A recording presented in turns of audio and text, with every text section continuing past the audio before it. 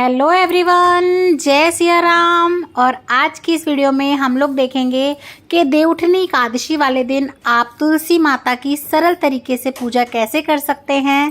तो देखिए यहाँ पे मैंने अच्छे से धो लिया था और उसके बाद अब मैं यहाँ पे जो है ना गेरू से थोड़ा सा लीप लूँगी।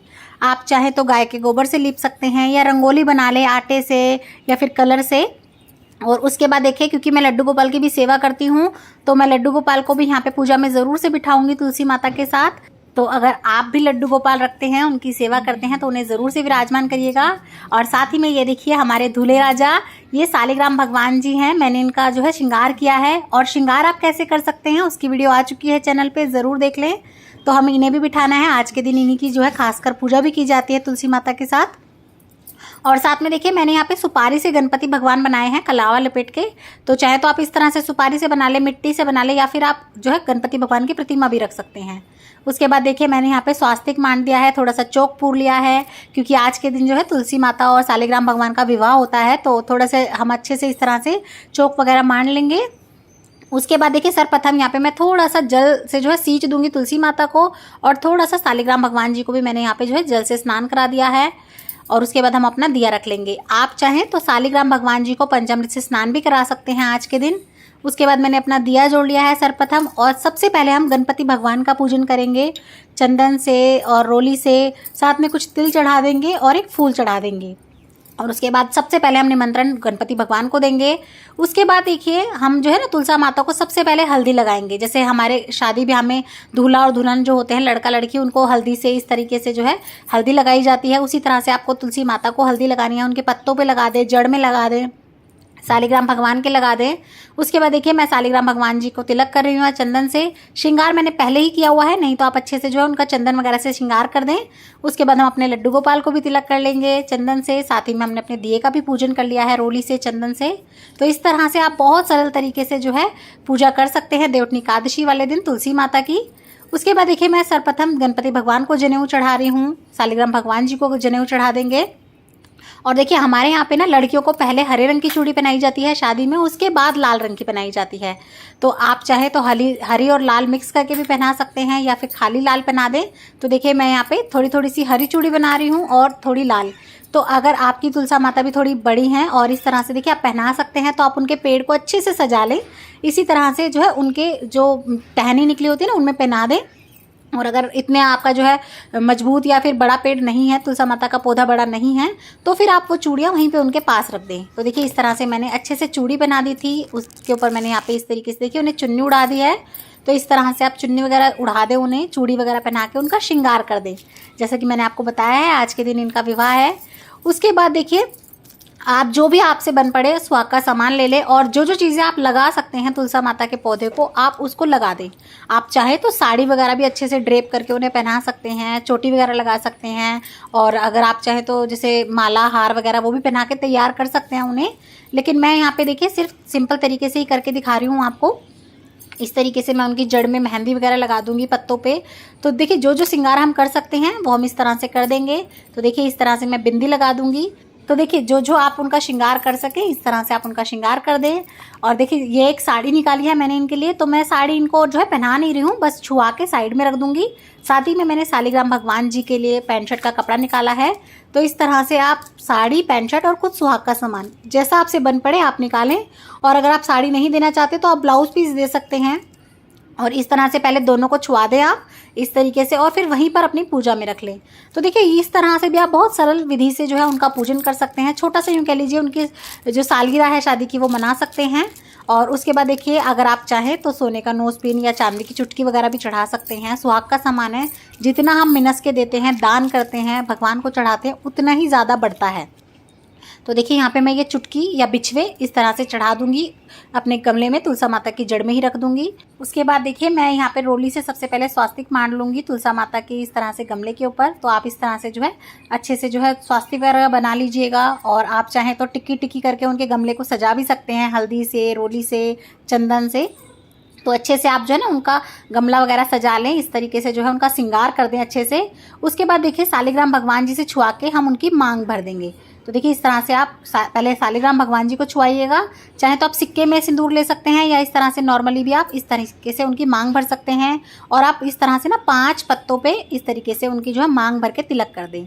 तो देखिए पहले आप जड़ में इस तरह से मांग भर दें, उसके बाद 5 पत्तों पे इस तरीके से टिक्की कर दें। तो देखिए इस तरीके से जो है हम उनका जो है एक तरह से विवाह करवा देते हैं बड़े ही सूक्ष्म रूप में।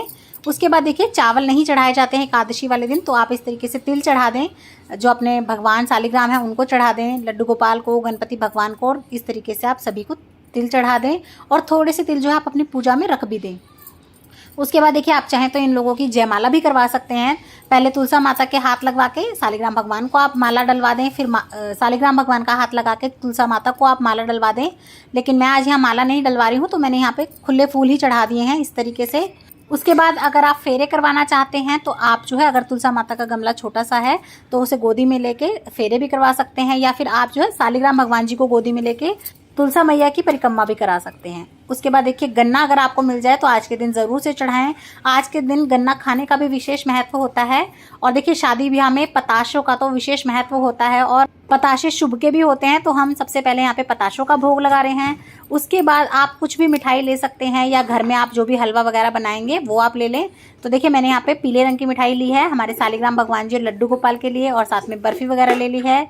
उसके बाद आप कुछ भी फल वगैरह चढ़ा दें। तो देखिए यहाँ पे जो भी आप फल चढ़ाना चाहें वो चढ़ा दें, केले वगैरह, सेब, अनार, संतरे, जो भी आपको मिल जाए, 5 फल 2 फल आप चढ़ा दें। उसके बाद देखिए हम कुछ दक्षिणा ज़रूर से रख देंगे। तो यहाँ पे हमने ये दक्षिणा रख दी है। आप चाहें तो सालिग्राम भगवान जी को पीला पटका पहना के माता रानी की चुन्नी से उनका गठबंधन भी कर सकते हैं, या फिर देखिए नॉर्मली कलावे से इस तरीके से जो है आप दोनों को इस तरीके से बांध दीजिए, यानी कि इस तरीके से आप कलावा पहना दीजिए दोनों को मिला के। तो देखिए इस तरह से भी ये गठबंधन ही माना जाता है, आप इस तरह से कर दीजिएगा। उसके बाद देखिए परिक्रमा ज़रूर से कीजिएगा आप तुलसी माता की आज के दिन। तो देखिए आप हाथ में कुछ भी ले लीजिएगा, आप बादाम ले सकते हैं, किशमिश ले सकते हैं, मखाने ले सकते हैं, सिंगाड़े ले लें, या इस तरह से आप टॉफ़ी वगैरह ले लें। पहले से ही गिन लें जितनी आपको परिक्रमा करनी हो। 108 कर सकते हैं तो बहुत अच्छी बात है, नहीं तो आप 21, 31, 51, 11 जितनी आपसे हो सकते हैं उतनी आप परिक्रमा कर लें। तो देखिए आप इस तरीके से जो भी आपने चीज़ गिन के रखी हो आप एक एक रखते रहें, और आप मंत्र बोलते रहें, भजन गाते रहें, और इस तरह से आप परिक्रमा करते रहें। और परिक्रमा करते करते आप बोल सकते हैं तुलसा महारानी नमो नमो, श्री हरि की पटरानी नमो नमो, या फिर आप बोल सकते हैं हे कृष्ण गोविंद हरे मुरारी, हे नाथ नारायण वासुदेवा। नहीं तो आप जय कृष्ण जय कृष्ण जय कृष्ण, ऐसे भी कुछ भी जो है आप मंत्र बोल सकते हैं, और इसी तरह से आप जो है अपनी 108 परिक्रमा पूरी कर सकते हैं। और अगर आपकी इस तरह से ना हो तुलसी माता कि आप उनकी परिक्रमा कर सकें, कहीं बालकनी में कोने में रखी हैं, तो कोई बात नहीं, आप जहाँ खड़े हैं वहीं पर गोल गोल घूमकर भी आप परिक्रमा कर सकते हैं। उसके बाद यहीं पर बैठकर हम तुलसा माता की कथा सुनेंगे। तो आप 1 लोटा जल ले लीजिएगा, हाथ में कुछ दाने और फूल ले लीजिएगा, और कुछ दाने अपने लोटे में डाल दीजिएगा। कथा का वीडियो आपको चैनल पे मिल जाएगा, उसे भी ज़रूर देखिएगा। और आप पूजा किस समय करेंगे, शुभ मुहूर्त, उसकी भी वीडियो आपको मिल जाएगी चैनल पे। और ये जो पूजा है ये आपको शाम के समय पे करनी है, या तो गोधूली बेला में, या फिर आप सुबह सुबह भी कर सकते हैं इस पूजा को। तो इस तरीके से आप पूजा कर लीजिएगा, कथा सुन लीजिएगा।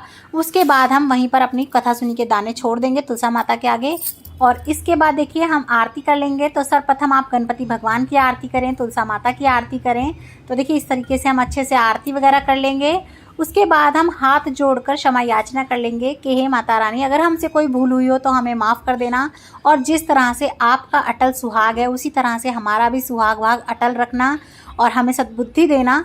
तो देखिए इस तरीके से हम बहुत ही सरल तरीके से देवउठनी एकादशी वाले दिन तुलसा माता की पूजा कर सकते हैं, उनका छोटा सा विवाह कर सकते हैं, या उनके विवाह की जो है वर्षगांठ मना सकते हैं।